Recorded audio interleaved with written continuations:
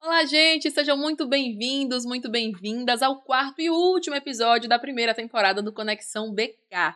Durante esses episódios, vocês viram histórias de pessoas reais, trajetórias de marcos profissionais, grandes desafios, a vida em movimento que une também a tecnologia. Mas aqui a gente se aprofunda nas histórias, nas peculiaridades, naqueles momentos que foram aquela virada de chave, sabe? Aquele desafio que realmente mudou vidas, histórias inspiradoras. Por aqui vocês conferiram e hoje não poderia ser diferente. A gente vai conversar com uma pessoa que foi responsável por moldar o ecossistema da telecom aqui no estado de Sergipe. Um dos grandes nomes quando a gente fala em telecom e tecnologia no nosso estado é ele que está aqui com a gente. Eu poderia falar que ele hoje é um dos diretores da CIO Sergipe, a Chief Information Officer, mas ele é tanta coisa que eu vou deixar ele se apresentar. Estamos aqui com o Ricardo Torres. Seja muito bem-vindo, Ricardo. É uma alegria recebê-lo por aqui.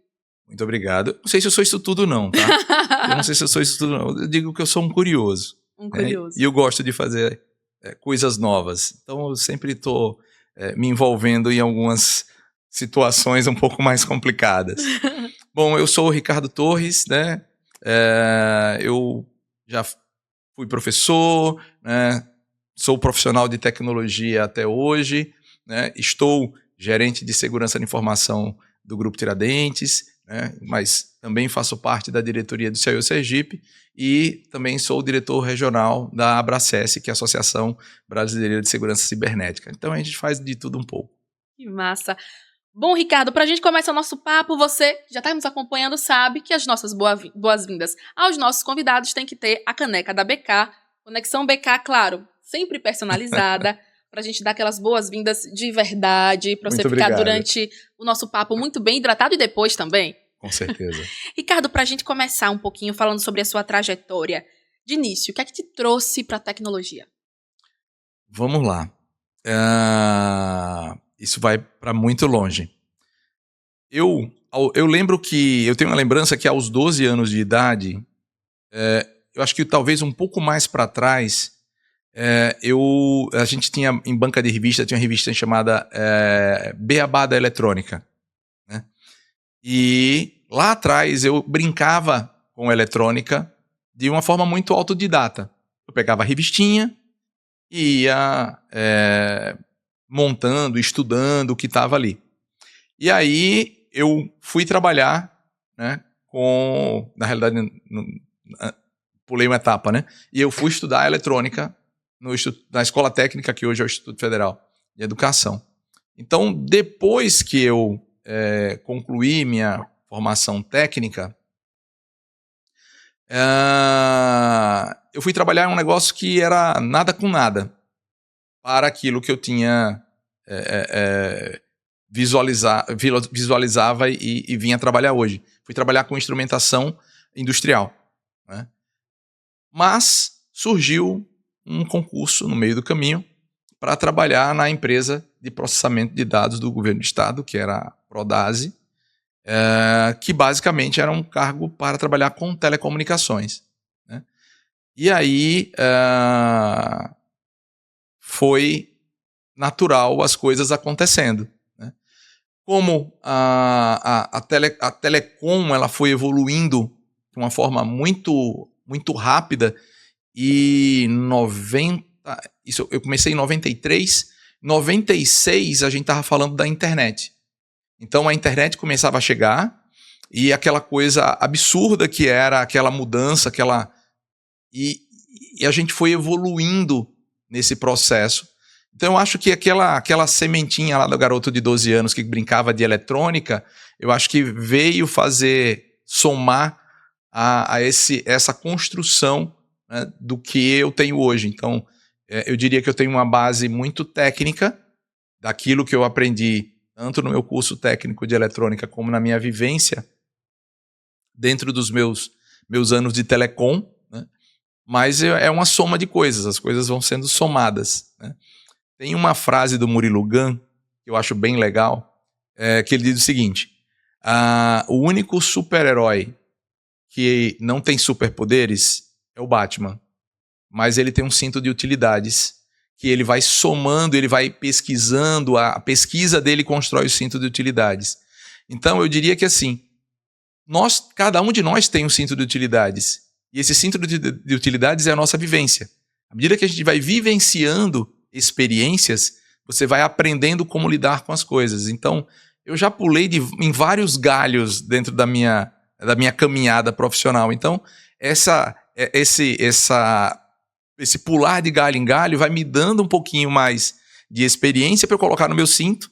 Quando um desafio acontece, opa, já vivi isso aqui de algum jeito, de alguma forma, e eu consigo usar e a coisa vai andando. Bacana esse cinto de utilidade das experiências da vida de Ricardo Torres. E falando sobre esse primeiro concurso que você fala, você falou aqui nos bastidores que foram 5 anos, que você colocou como uma meta de ficarem 5 anos enquanto concursado. Para muita gente pode ser uma loucura. Como assim você não ficou a vida inteira? Em que momento você decidiu, eu acho que eu vou colocar 5 anos aqui como meta e meu próximo passo vai ser esse? Em que momento o inquieto Ricardo surgiu ali dentro de você? Não sei. A resposta mais adequada é não sei. Mas assim, foi algo que quando eu ingressei no serviço público, aquilo eu via como uma oportunidade de aprendizado. E foi um momento de muito aprendizado, todos os anos que eu passei dentro da empresa. Mas aquela ideia lá atrás de dizer assim, cara, será que é isso que eu quero para o resto da minha vida, né? Fazer as mesmas coisas o tempo todo. Tanto é que quando eu ingressei no serviço público, eu ingressei como técnico de teleprocessamento, que é basicamente um profissional que cuida de telecom, né?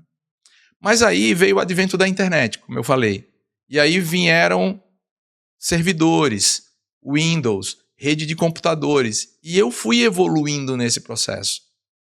Então, eu não fiquei parado naquilo que eu fazia ou daquilo que eu iniciei o meu trabalho dentro da empresa. Então, as coisas foram evoluindo e eu fui entrando num ritmo de aprendizado. Então, sempre que surgia uma coisa nova, digo, eu quero isso. E eu ia lá, ia fazer. Então, surgiu o Windows, Windows NT, vamos estudar. Não, daqui a pouco é Linux, vamos estudar. Daqui a pouco é segurança, não, vamos estudar. Então, sempre me movimentando nesse processo, e eu acho que isso é o que me construiu até aqui, essa movimentação. Então, talvez eu não consegui sair nos 5 anos, porque eu conseguia me movimentar. Mesmo dentro do mesmo cargo, dentro da mesma empresa, né? Mas a gente conseguia, eu consegui me movimentar dentro desse processo, ou seja, de eu ter vários momentos de aprendizagem. Então, eu entrei como técnico de teleprocessamento e terminei como gerente de projetos, escrevendo editais, escrevendo especificações técnicas de diversas situações. Então, acho que essa capacidade de se movimentar é que me segurou um pouco mais. Em que momento a sala de aula entrou na sua vida? Eu tinha esse desejo de sala de aula. E aí tem uma coisa que é engraçada, né? Eu trabalho com tecnologia há bom tempo, mas minha formação de graduação é em administração de empresas. Então, é bem, assim, é um negócio bem diferente. Tudo bem que me ajuda muito, porque todos os cargos de gerência e gestão que eu já passei, eu uso toda a bagagem que eu estudei no curso de administração de empresas. Mas essa mudança de estar cursando a administração de empresas, ela não me permitia dar aula nos cursos de tecnologia. Inclusive, eu tentei em alguns momentos, apesar de já trabalhar, eu dava aulas na época que eu trabalhei na Dados Informática, né? Um dos meus momentos de mudanças, eu trabalhei na Dados Informática, eu dei aula lá na Dados Informática. Acho que foi a primeira vez que eu estava dando aula, né? sobre cabeamento estruturado na época. E aí eu tive essa vontade, e aí eu tentei dar aula na Universidade Federal e não pude, não era possível, porque eu não tinha competência, de fato, né? Ou melhor, de direito. Talvez de fato sim, mas de direito não. Não tinha um diploma dizendo, olha, você já cursou algumas disciplinas. E aí eu fui fazer uma pós-graduação em redes de computadores. Então essa pós-graduação me habilitou a dar aula. E aí eu comecei a dar aula na Universidade Federal. E eu conversava até hoje à tarde num evento, sobre quanto tempo já tem isso, né? Isso foi em 2005. E aí, pronto, comecei a dar aula, o bichinho, né, da sala de aula mordeu você, e aí eu fiquei dando aula até 2017. Né? Então, foi uma sequência, e eu acho que quando você ensina, você aprende duas vezes. Então, você tá em sala de aula, te força você a aprender um pouco mais, você tem aquela acolhida, e você tem os alunos em sala de aula. Então, assim, eu sou extremamente feliz que eu encontro alunos em vários lugares, alunos muito bem-sucedidos, que fizeram a vida deles partindo dali, né? Aquele professor chato, que fazia umas provas não muito agradáveis e tal. Mas, assim, tenho uma relação com os meus alunos, até hoje, excelente. Então, tenho muito boas lembranças do meu tempo de sala de aula, é muito bom. Que bacana. Você falando aí sobre a docência, sobre o ato da sala de aula, sobre o ensinar. Você, enquanto estava na sala de aula, além de ser professor, também foi coordenador e, ao mesmo tempo, também estava presente no mercado? Isso tudo aconteceu ao mesmo tempo? Ao mesmo tempo. Tudo ao mesmo tempo e agora. Eu trabalhava na Prodase em Jetes, né? Acho que na época o nome já estava como Enjetes. Então eu trabalhava das 7 às 13, saía, almoçava, entrava na faculdade às 14h30, saía às 22h. Então esse ritmo foram uns 11 anos nesse mesmo ritmo. Né? Então o tempo todo. E aí tem um ponto que é interessante, porque você tem a sala de aula, mas você precisa ter a vivência do mercado. Porque você termina ficando, se você for olhar somente para o didático, para o teórico, nem sempre as coisas são exatamente assim. Então você precisa ter a experiência para trazer para o aluno, mostrar o dia a dia, mostrar como ele deve atuar profissionalmente, como ele ser um profissional melhor. Então essa é a vivência que você tem que trazer. Então geralmente eu tinha, dentro das minhas aulas, eu tinha alguns momentos de psicologia, talvez, né? Então tinha dias que eu não dava aula, tinha dias que eu ia conversar com os meus alunos sobre futurologia. Ó, o que você vai fazer daqui para frente, né? E quando você é coordenador de curso, você, além de ser coordenador, professor, você vira meio psicólogo. E muitos alunos a gente tentou ajudar de alguma forma. Ajudar em que sentido? Olha, não faça por esse caminho, faça por esse, faça assim, faça assado. Porque às vezes é difícil para o aluno tomar decisões. Né? Em que sentido? Eu estou fazendo um curso de tecnologia para ser programador, mas eu sou cobrador de ônibus. Era uma realidade. Se você continuar cobrador de ônibus, se você nunca fizer um estágio para você virar programador, você nunca vai virar programador. Em algum momento você tem que virar essa chave, né? E nessa trajetória tem um momento que eu diria que é bem emocionante. E eu me emociono sempre com esse momento. Né? A gente brincava aqui antes, né? Ricardo é meio emocionado também, eu sou bastante. E aí teve um aluno meu que me procurou, fez: professor, eu preciso trancar o curso, porque eu não consigo pagar a faculdade. Eu disse: cara, mas como assim vai trancar o curso? Porque eu trabalho, eu estou perdendo muita aula, ou eu trabalho, ou eu estudo e as coisas não estão funcionando. Né?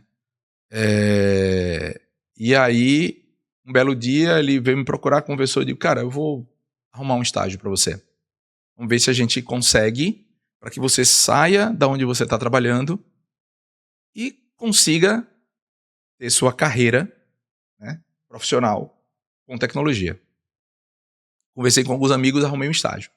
E aí o garoto foi trabalhar como estagiário. Beleza, o tempo passou. Alguns meses depois, eu encontro com um amigo que concedeu o estágio. E aí o rapaz, ele disse, rapaz, não deu certo não. Não deu certo, tivemos alguns problemas e ele saiu. Eu digo, acabei a vida do cara. Porque o cara tinha um trabalho para poder sustentar a família dele. E eu fiquei num processo assim, extremamente triste naquele momento. Mas são escolhas. Um belo dia, eu estou em casa, um sábado de tarde, eu lembro esse dia, o telefone toca, eu atendo. Professor, oi, quem está falando aqui é fulano. Não vou dizer o nome, só por uma questão de reservas. Ah, que legal, e aí, como é que você está? Não, professor, estou ligando para agradecer. Porque aquele momento que eu desisti daquela minha atividade, eu descobri outro caminho. Eu estou oficial da Marinha, estou em Recife, mudei minha vida e aquele momento virou a chave. Então aí você pergunta, você enquanto professor, você tem momentos de virada de chave. Isso é muito legal. Isso não tem preço.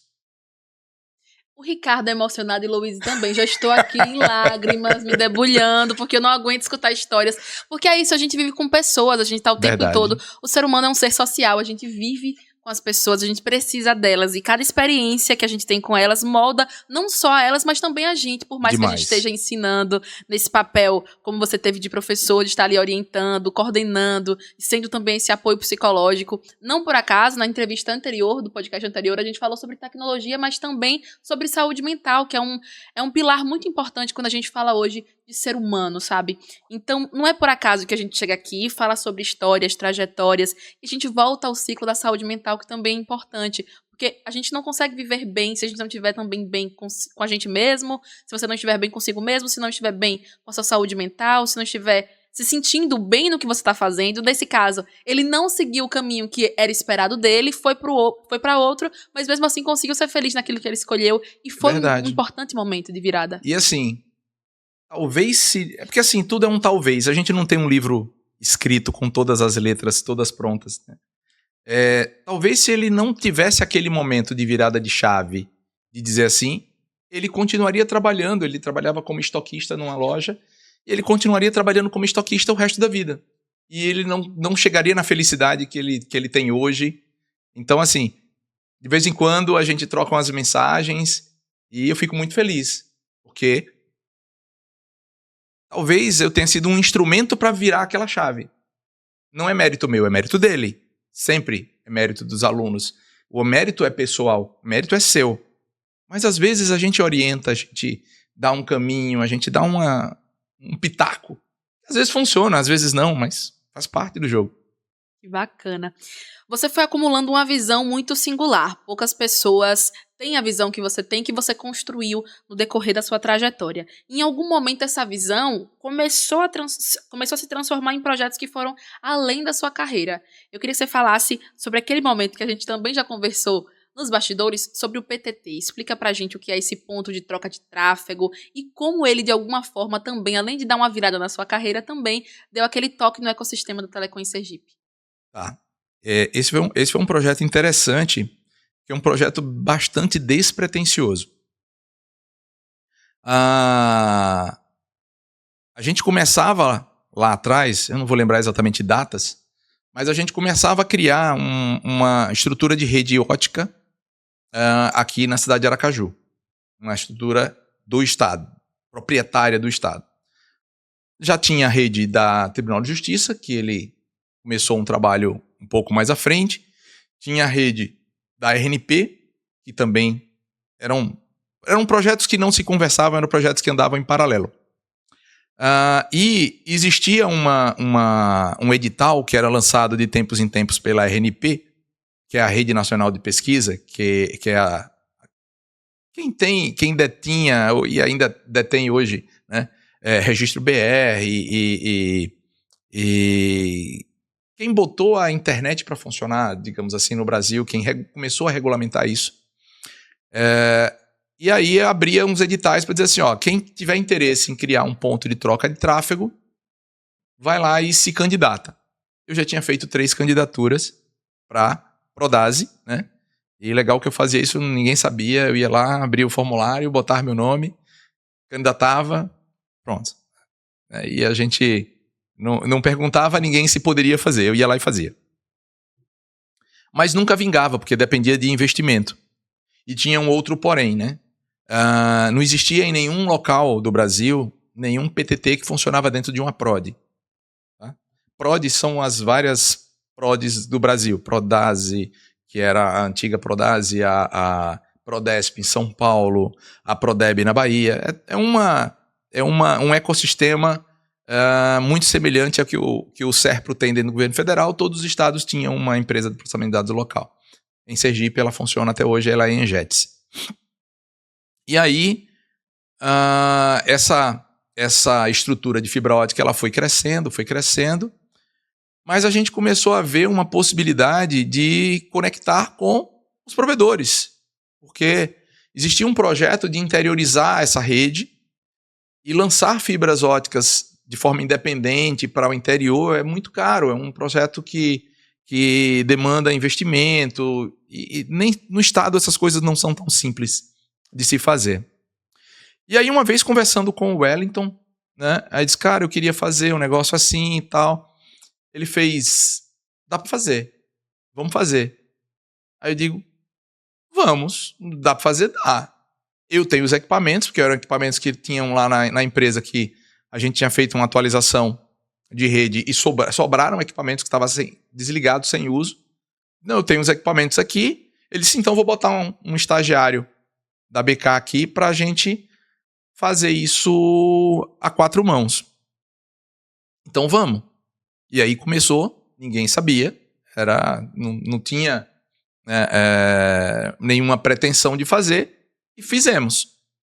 Um belo dia a gente acorda e tem 14 provedores conectados, interligados, trocando tráfego entre si. Então, isso permitia que provedores de outros locais de Sergipe usassem a meio de transporte das fibras das empresas de Aracaju e vice-versa.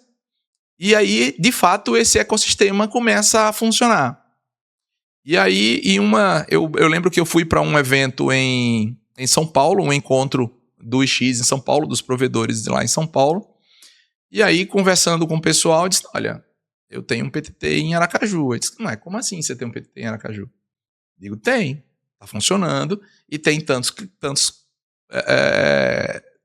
tantos provedores conectados, tantos AS conectados.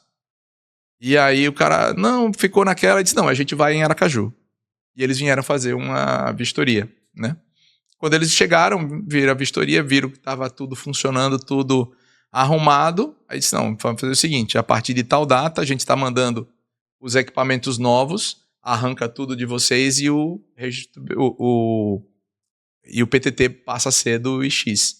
Então, até hoje, funciona o PTT dentro da Engetes. Eu não sei se tem nenhum outro PTT no Brasil que é dentro de uma empresa estadual. O nosso, na época, foi o primeiro. Né? E eu também não tenho estatísticas de quantos provedores já estão usam PTT, mas eu diria que é uma mudança de mindset até para todos os provedores. Eles passaram a ter um ponto de cooperação, de troca de informações, e era um negócio muito rudimentar. Por que eu digo que era rudimentar? Porque a fibra quebrava, não tinha dinheiro da Engetes para consertar a fibra. Por quê? Porque era um projeto que não existia. Então, o Wellington quebrou a fibra ali, cara. Cara, eu vou lá e arrumo aquele pedaço. O fulano, ó, tá precisando de um DIO. Eu vou conseguir. Então, todo mundo se ajudava. Então, assim, eu não vejo esse projeto como um projeto meu, um projeto de Ricardo. Eu vejo um projeto colaborativo. Vários provedores ajudaram. Vários. Um entregou um DIO, outro consertava uma fibra e dava um pedaço de fibra para botar no lugar. Foi uma forma muito colaborativa. Então, assim, eu não enxergo isso. Talvez eu tenha tido a loucura ou a iniciativa de fazer, mas assim, foi um projeto colaborativo, de uma forma muito, muito simples, muito despretensiosa, todo mundo colaborando e a coisa aconteceu.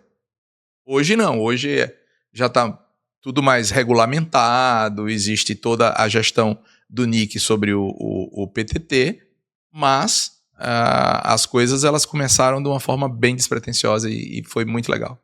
Você acha que as coisas terem acontecido dessa forma despretensiosa que você fala é um dos motivos para você talvez não ter a dimensão, não colocar aquilo que foi construído colaborativamente numa dimensão tão grande? Porque nos bastidores você falava com uma tranquilidade, como se fosse uma coisa comum, sabe? Uma coisa tranquila de se fazer. Não, eu acho tranquilo. A gente aqui, chocado, nossa, incrível, como assim? Uma coisa despretensiosa, pegando coisa dali, coisa daqui, juntando a energia de todo mundo, juntando o trabalho e dedicação de todo mundo. Você acha que ter surgido de uma forma despretensiosa faz com que você leve tudo isso que foi construído de uma forma mais leve? Eu acho que sim, na realidade eu fui muito cara de pau, né? Porque assim, eu ficava pedindo as coisas, cara, me ajuda aqui, me dá um DIO, porque eu não tinha dinheiro, a gente não tinha recurso, não tinha um centavo, né? Na realidade eu só tinha um rack e uns equipamentos velhos. E cara de pau. Né? Mas assim, talvez a lábia de convencer as pessoas, né, que aquilo poderia ser um projeto interessante no futuro, né? Mas assim, eu não vejo cara, tu fez um negócio que foi brilhante. Não, eu acho que é um projeto colaborativo e é um projeto que várias pessoas tiveram a participação nesse projeto, né? Talvez naquele primeiro momento, sentou eu e o Wellington, a gente teve a ideia aí, vamos fazer? Beleza, mas eu acho que depois, tanta gente botou a mão naquilo ali, tanta gente ajudou aquele negócio a rodar, e assim, eu não vejo como talvez se pudesse fazer uma comparação, de forma muito embrionária, eu acho que talvez tenha sido minha, mas eu acho que todo mundo meteu a mão, todo mundo ajudou a criar aquilo, e eu não me vejo como o dono daquele negócio, né? Mas até hoje, eu ainda recebo, às vezes, desculpa, a garganta não tá muito legal esses dias, às vezes o pessoal da Injets me liga e, cara, tem encomenda pra você aqui, chegou a encomenda aqui. Eu digo, cara, vê quem é o remetente. O remetente, não, é porque é o Rinick BR. Não é meu não, cara. Entrega lá pro pessoal da Injets que é deles. Mas até hoje meu nome tá lá. Então, tem um cantinho lá, tem um pedacinho lá, mas como eu falei, eu acho que é um projeto muito mais de colaboração, né? Depois a gente teve muita ajuda do pessoal da UFES, do Dilton. Teve muita gente que trabalhou nesse projeto, então não é meu, de jeito nenhum. É um projeto que foi feito a 4 mãos. Bacana. A gente falou sobre docência, falou sobre projetos, falou um pouquinho também sobre carreira no meio de tudo isso, vai sendo também traçando esse caminho de várias fases. Mas, ao mesmo tempo, também você passou por vendas e pré-vendas de B2B durante a sua carreira. Eu queria que você falasse um pouquinho do que essa experiência te ensinou, como é que foi esse processo para você. É legal. É legal. Por quê? E aonde eu cheguei aí, né?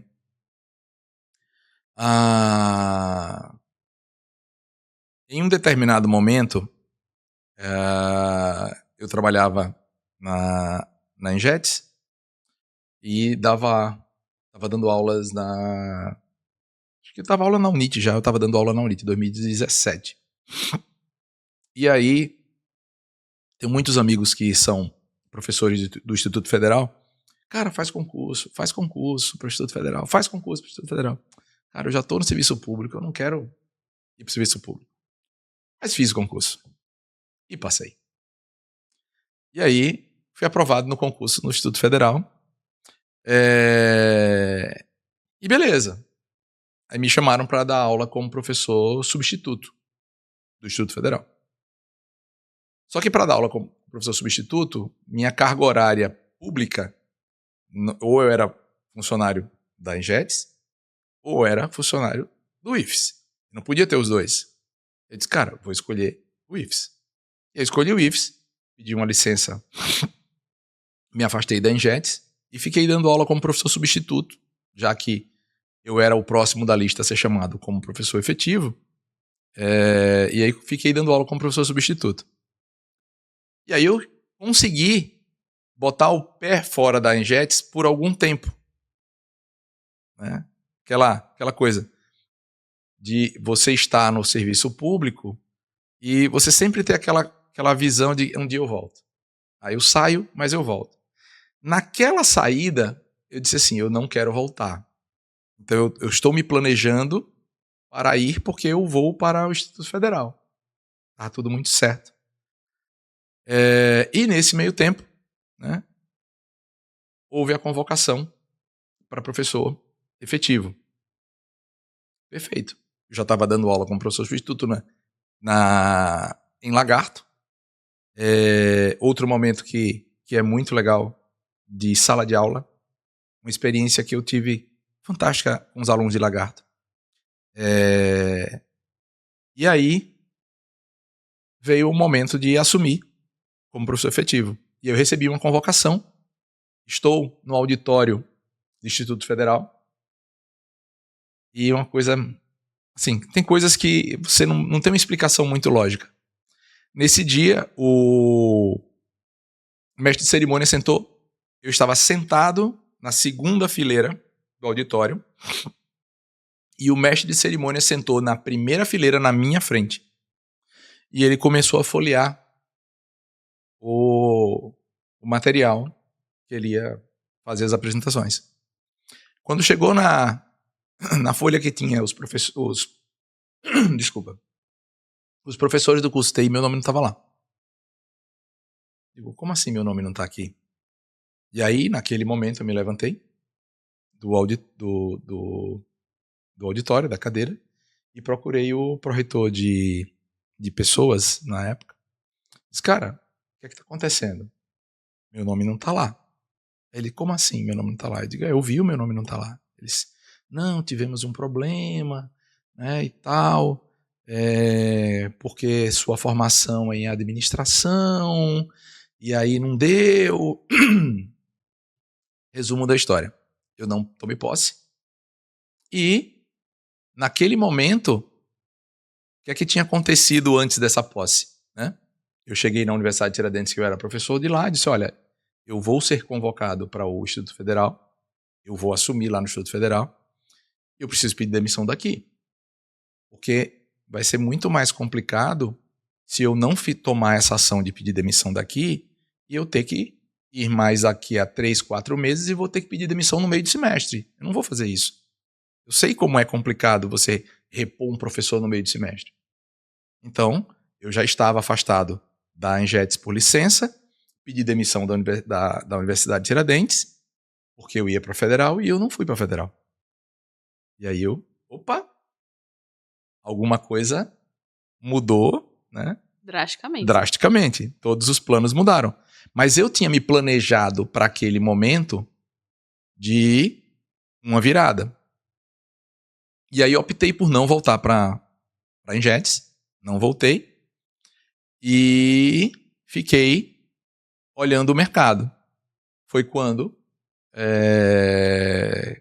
conversando com o Wellington, ele disse, cara, eu tenho um edital para a gente fazer, que é um edital de FTTH, que eu preciso botar para andar e não tenho quem faça. Digo, vamos fazer. E aí eu fui trabalhar com o Wellington na BK. E aí trabalhamos, né, especificamente nesse edital do FTTH. E aí, nesse meio tempo, surgiu um convite da Oi. Né?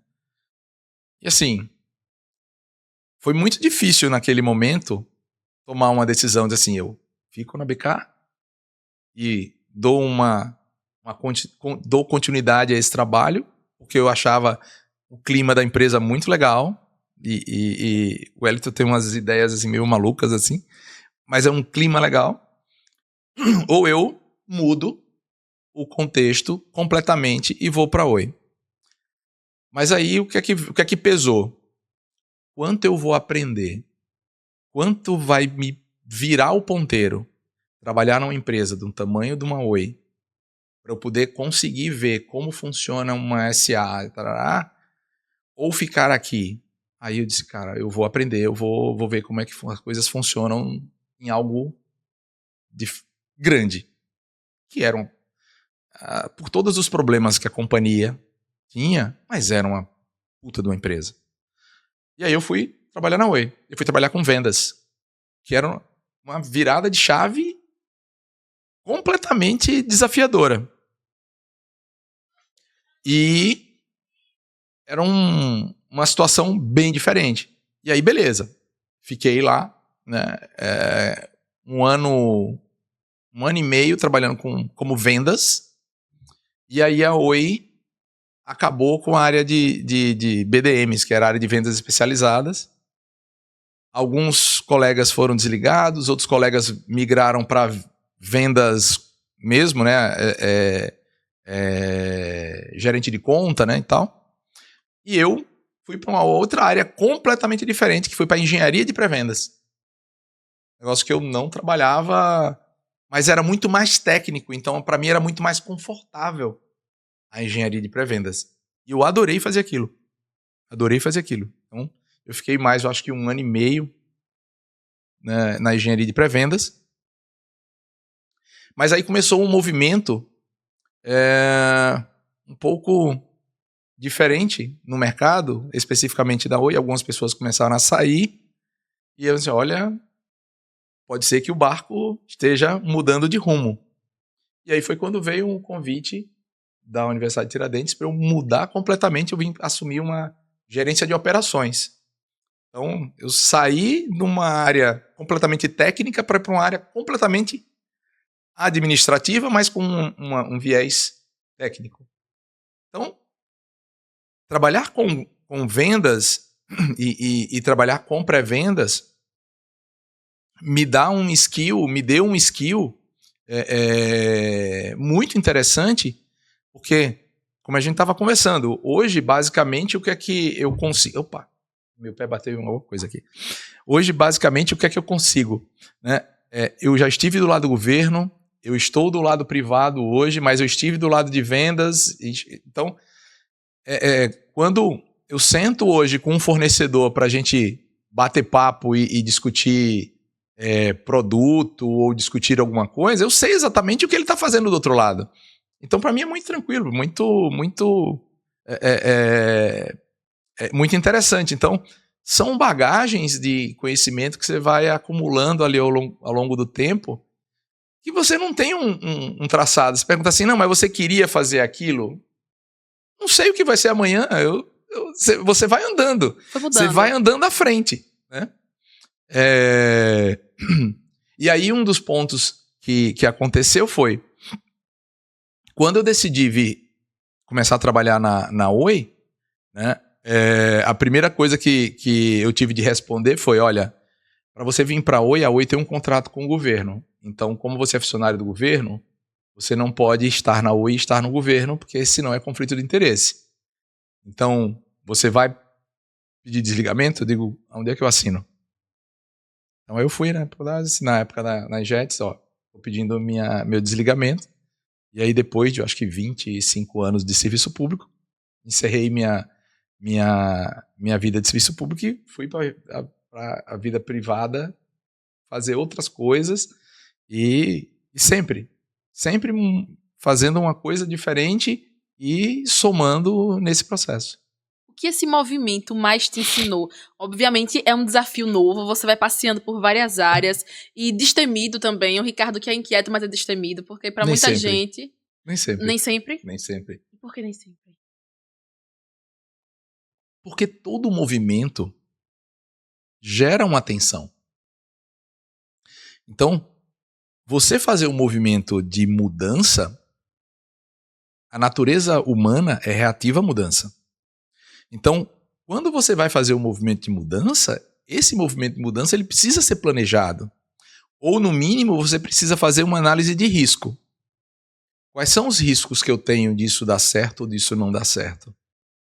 Então, o que eu sempre fazia, assim, enquanto eu estava dentro do processo governo, beleza, eu tinha uma base que eu saía mudando, né?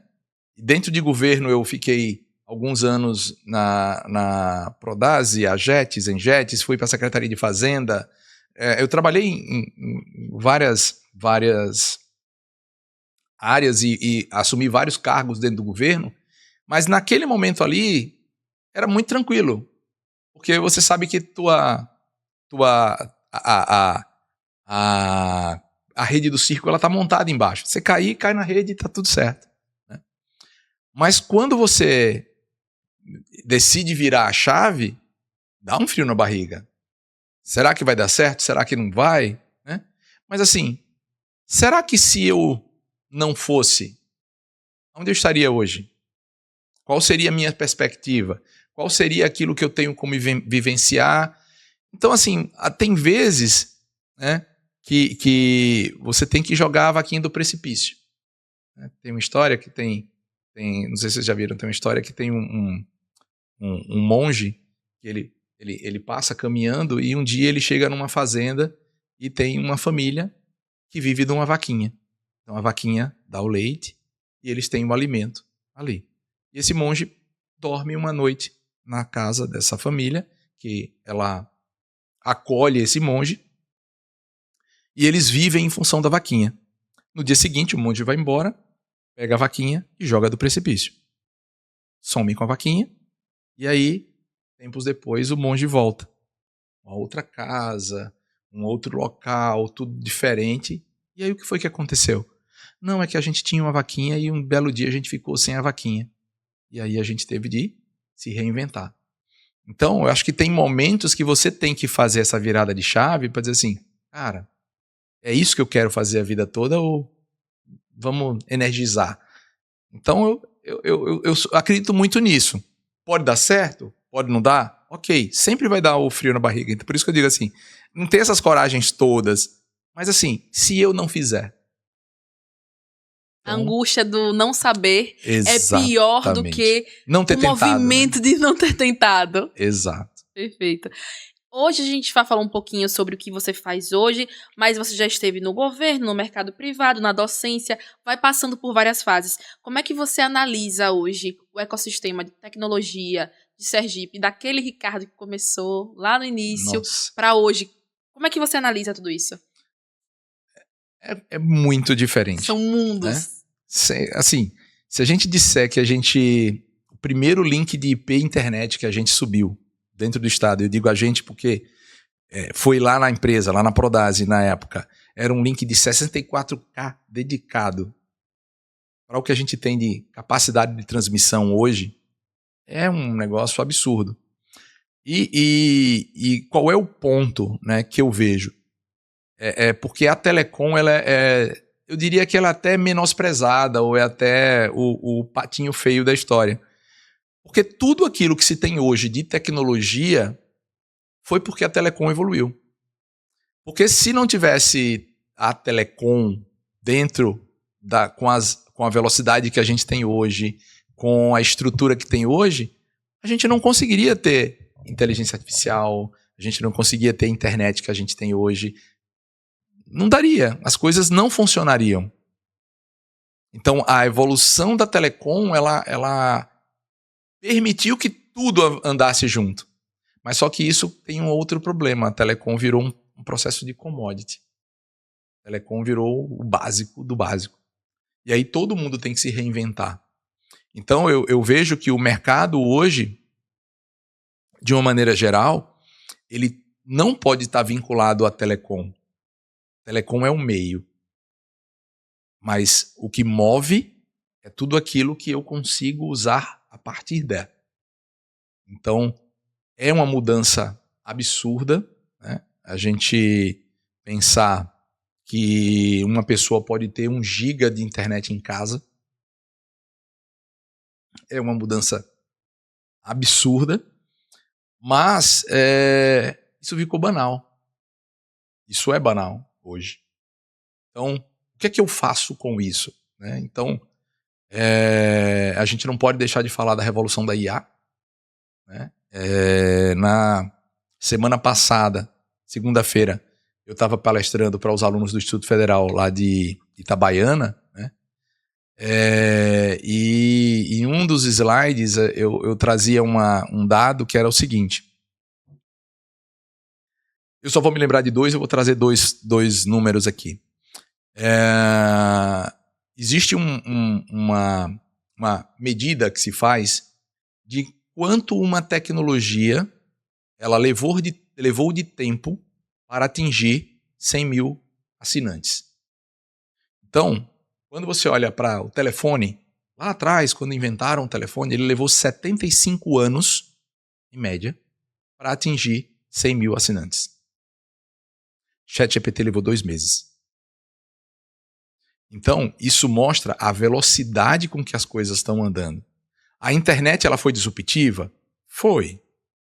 Levou, acho que, não lembro se a internet foi 6 anos para atingir os mesmos 100 mil. Ela foi disruptiva? Foi. Mas ela construiu um lastro que tudo agora corre em cima, que é tudo muito mais rápido.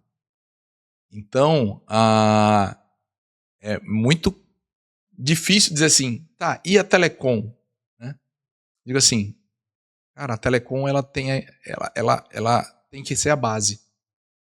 Não interessa que tipo, não interessa se é fibra, se é rádio, o que é. O que ela provê é que é a diferença. Então, tudo que a gente tem hoje de mudança significativa na sociedade veio da telecom. Então, acho que a gente... Hoje as pessoas veem talvez a telecom como meio que um patinho feio, porque ela virou commodity, mas se você tirar ela... Eu brincava muito com meus alunos de desenvolvimento, né? Quando dizia assim, tal, não sei o que, rede e tal. Tira a rede que sua aplicação não serve para nada. Né? Então, se você não tiver comunicação, as coisas não funcionam. Então, aí é onde as coisas se encaixam. Você precisa ter uma comunicação de boa qualidade, uma comunicação confiável, para que você possa colocar os seus principais serviços ali. E a gente está falando de IA, está falando de nuvem, está falando de uma série de outras coisas que estão conectadas e num processo de evolução gigantesco. E, lembrando, tire a conexão de telecom que nada disso funciona. Olha só. É uma aula, gente, é uma aula. Cada vez que o Ricardo fala aqui um pouquinho, a gente vai entendendo mais sobre tecnologia, sobre telecom, sobre como e onde estamos no meio disso tudo, enquanto assinantes do ChatGPT ou ainda usuários do telefone, em cada um em suas fases e com suas formas de lidar. É super interessante essa visão mais ampla que você também compartilha com a gente. Mas agora falando sobre uma das frentes que você hoje encabeça, que é na direção do CIO Sergipe. O CIO existe para desenvolver esse ecossistema de dentro. Como é que funciona todo esse processo? O que é que hoje vocês desenvolvem através do CIO, que você percebe que talvez o mercado não tenha visto ainda, ou que pode ser o próximo passo para a tecnologia no Estado? Veja, o CIO, ele não é visto por muita gente. As pessoas às vezes enxergam aquilo como algo muito fechado e tal. Mas ele tem um propósito muito específico. O CIO tem 18 anos. Eu não tenho esse tempo todo na associação, eu tenho um pouco menos. Mas o CIO tem 18 anos. Lá, se a gente for pensar em tecnologia 18 anos atrás, é pré-histórico. É bem pré-histórico. O negócio é... Então, você tinha empresas em Sergipe grandes, que eram interessantes para fabricantes visitarem, e tinha empresas pequenas que tinham um budget pequenininho, tinham orçamentos pequenos, que o cara nem fazia esforço para poder vir aqui visitar essa empresa. Então, na época da idealização da associação, e aí foi encabeçada por professor Domingos e algumas outras pessoas que foram os fundadores da época, eles queriam que toda empresa que chegasse em Sergipe para visitar uma empresa grande, as empresas pequenas também pudessem ir lá e beber da fonte dessa informação. E aí, esses CIOs, essas pessoas que eram gestores de tecnologia em todas as empresas, terminavam vindo e compactuando ou aproveitando daquele momento que tinha uma empresa que veio uma multinacional, um HP, Compaq da época, uma Oracle, que vinha visitar uma empresa grande, então se trazia todo mundo no rebanho para dizer, ó, somos todos nós e não somos só um. Então isso foi potencializando. O propósito da associação até hoje, né, é uma associação sem fins lucrativos, que tem o propósito de agregar, de trazer que o conhecimento que existe em tecnologia ele seja difundido. E para esse processo de difusão foi criado o ACIO, que é o evento que acontece em novembro todos os anos. Então, novembro agora, a gente vai ter, acho que é 27, 28, o ACIO 2026. É um evento que está sendo o 17º ano desse evento. E é um evento que ele tem um contexto muito de conteúdo. O que eu quero dizer um evento de conteúdo? A gente tenta não trazer para esse evento publicidade, propaganda. Mas as empresas é o que as empresas querem. As empresas querem ter publicidade. Ok, mas a gente vai fazer publicidade de outro jeito. A gente vai fazer publicidade dizendo o seguinte, olha, como funciona a tecnologia X? Então, eu trago a tecnologia, ensino as pessoas como a tecnologia funciona, e aí você vai dizer, eu forneço aquela tecnologia, mas você não precisa necessariamente dizer que é você ali na frente. Então, a gente tem muita dificuldade, às vezes, de discutir com o fornecedor esse momento palestra, que não pode ser uma propaganda, tem que ser conteúdo, porque a essência do CIO é trazer conteúdo para os participantes, só que não fica restrito aos participantes, aos associados, aos 30 associados que a gente tem hoje. A gente faz um evento para 200 pessoas, completamente gratuito. E só é possível porque os patrocinadores ajudam a fazer esse evento, né? Então, esse é o primeiro ponto. O segundo ponto é que aquelas pessoas que fazem parte da associação, elas precisam de alguma forma se comprometer a tocar projetos que mudem a chave na sociedade. Então, a gente patrocina um aluno de robótica, a gente ajudou alguns alunos de robótica a participar de um evento recente. Então, a gente tem treinamentos que a gente faz para os associados, né? A gente vai ter um treinamento de inteligência artificial que a gente vai fazer agora, para a gente poder dar a essas pessoas a capacidade que nas empresas que elas estão, né, elas possam fazer a diferença. Então, queira ou não, a associação ela também muda as empresas aqui, as pessoas estão ali. Porque a partir do momento que eu estou capacitando, né, eu enquanto associação, né, nós, na realidade não é o eu, é o nós, né, nós enquanto associação, estamos capacitando funcionários de uma empresa, essa empresa vai ser beneficiada porque aquele funcionário vai usar aquilo que aprendeu na associação para dentro de casa. Então, é algo compartilhado, não é algo que fica restrito àquelas pessoas. De alguma forma ou outra, isso compartilha, né? E aí a gente está num novo momento. Como associação, a gente terminou no sábado passado um trabalho de planejamento estratégico para dizer assim, olha, chegamos até aqui 18 anos. O que vamos fazer para os próximos 18? Na realidade, vamos planejar 3 para frente. Então, o que vamos fazer para os próximos 3 anos? E aí tem um monte de coisa que pode ser que vá surgir, né, a partir desse planejamento estratégico, para saber qual é o propósito da associação de CIO Sergipe para os próximos 2 anos. Eu acho que eu gosto muito da palavra propósito. Qual é o teu propósito como associação? É ajudar, é colaborar com a sociedade como um todo. Óbvio que sempre aquelas pessoas que estão ali em volta terminam sendo um pouco mais beneficiados. Mas assim, se eu trago um conhecimento para um gestor de uma empresa, essa empresa traz o conhecimento para seus colaboradores, não tem jeito, isso permeia de alguma forma. A gente queria fazer isso para todas as empresas do Estado?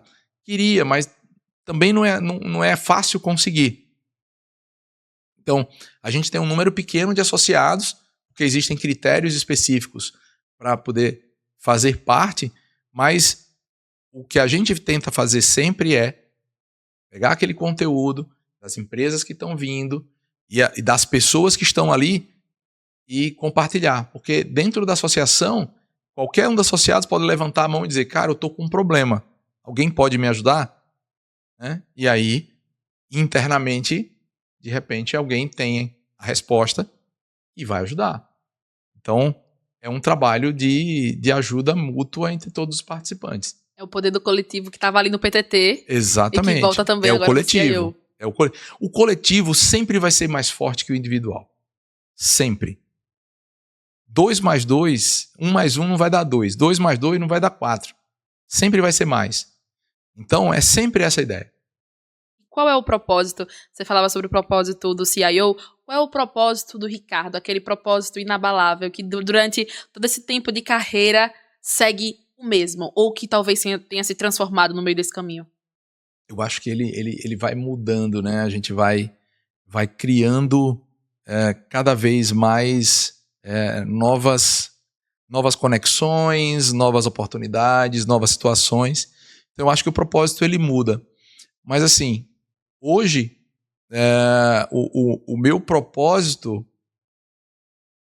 como eu estou trabalhando hoje com segurança da informação, então o meu propósito é levar esse tema da segurança da informação para as pessoas. Levar o tema da proteção individual, e aí não necessariamente proteção de dados, mas a tua proteção individual enquanto pessoa, enquanto usuário de uma tecnologia que nem sempre você, em maioria das vezes você não foi preparado para isso, né? Levar essa informação para o maior número de pessoas possível. Então, eu fico muito feliz quando eu tenho a oportunidade de levar esse tema à frente. Porque o tema da segurança da informação ele não é um tema corporativo. Todo mundo tem um cartão de crédito, todo mundo tem um celular, todo mundo vai atender uma ligação dizendo que é Casas Bahia, que você tem que autorizar uma compra de R$ 2.500 que você vai cair num golpe. Né?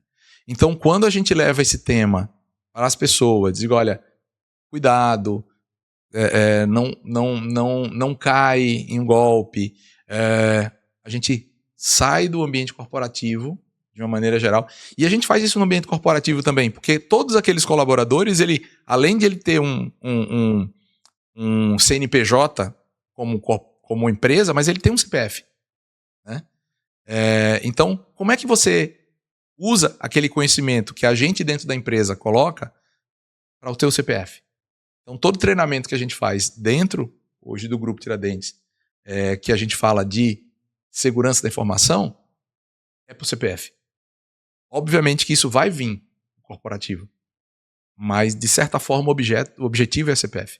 Ele caminha para a utilidade pública. Sim. Ele sai daquele caminho. O que é que você diria hoje para um jovem sergipano, uma jovem sergipana que quer começar na tecnologia, quer trabalhar e que às vezes acredita que para chegar longe eu tenho que sair de Sergipe, que Sergipe é muito pequeno, eu não vou conseguir aqui. O que você falaria para ele hoje? Sair é consequência. Sair de Sergipe é consequência. Né? Eu, nos meus 54, eu acho que eu já não consigo mais ter essa mobilidade, né? Nem sei se eu teria essa coragem. Mas, sim. Vai que? Eu já tentei. E foi recente. Então, é possível. Mas eu acho que sair é consequência. Não é uma questão de assim... Eu vejo o jovem hoje, ele muito imediatista. Em que sentido? Eu vou estudar ciência da computação porque eu vou trabalhar na Google. Cara, eu não sei se essa é a melhor proposta. Não, você vai estudar ciência da computação para ser o melhor profissional em ciência da computação. Ok. Isso vai te levar para a Google. Tá? Então, o que eu vejo é alunos ou jovens que têm uma visão um pouco, eu não vou dizer que está certo ou está errado, mas um pouco acelerada das coisas. Então, eu acredito muito que você tem que ter uma base sólida para que, com essa base, você vá construindo tua carreira. Sempre que você tenta acelerar esse processo, você vai faltar alguma coisa na tua base. E aí pode ser o gancho para você tropeçar. Então, faça o feijão com arroz bem feito. Eu diria para qualquer jovem, faça o teu feijão com arroz bem feito. Então, monte a tua base, monte teu alicerce e vá construindo tua carreira. Ficar ou sair é uma consequência disso que você construiu. Então, na minha trajetória, eu tive diversas oportunidades.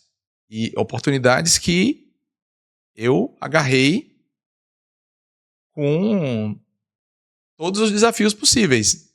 Imagina, e aí eu vou trazer um exemplo muito simplório, mas foi um puta desafio, que foi, eu comecei a dar aula em 2005, como eu comentei, e aí, 2005, no segundo semestre, eu estava dando aula na FANESE e na Universidade Federal.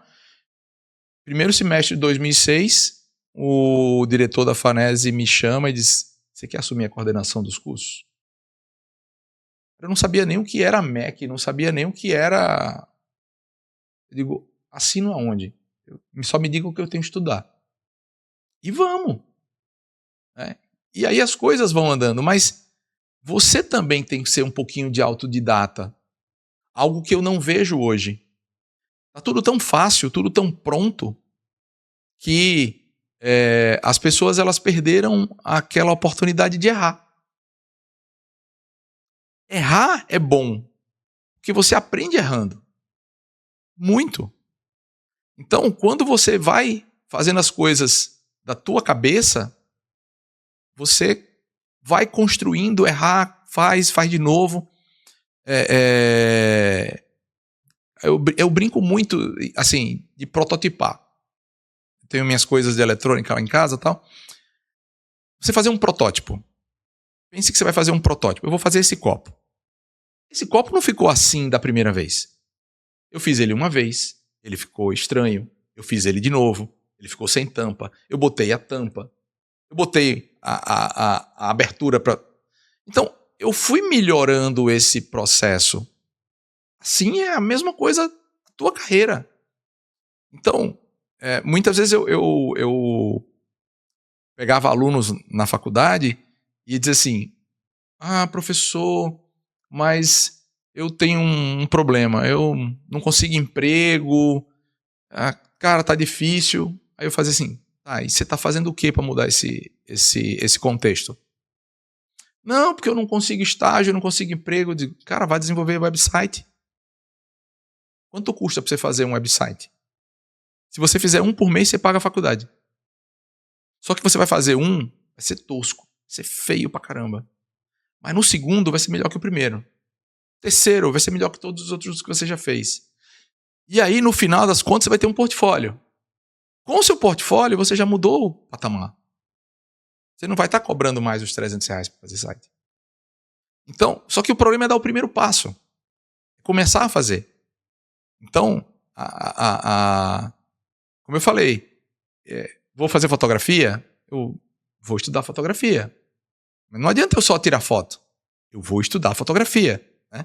E quem estuda fotografia, você vai estudar que uma foto tem peso. Essa foto está pesada desse lado. Que peso de foto? Cara, tem uma história dessa lá. É uma viagem, mas tem. Né? Equilíbrio. A foto está desequilibrada. Composição fotográfica. Né?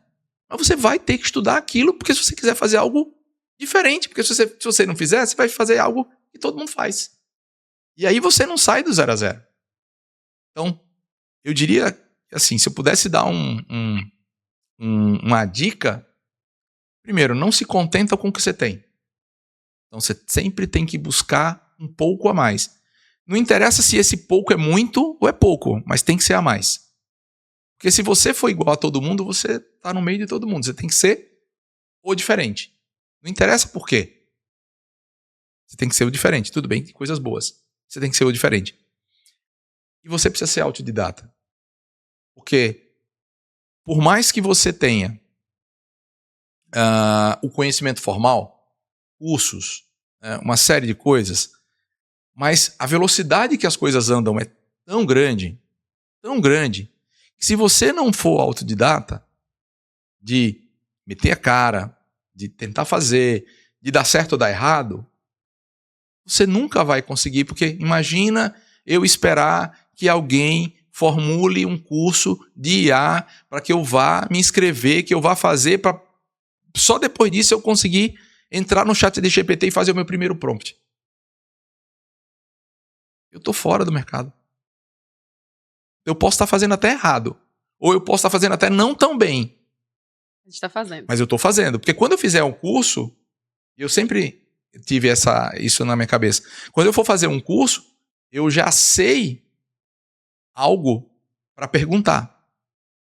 E quando eu não sei o que perguntar, eu não saio do lugar. Então, é um processo. O aprendizado é um processo contínuo. Ele não para em momento nenhum. E você tem que ter essa gana de aprender, essa vontade de construir esse aprendizado.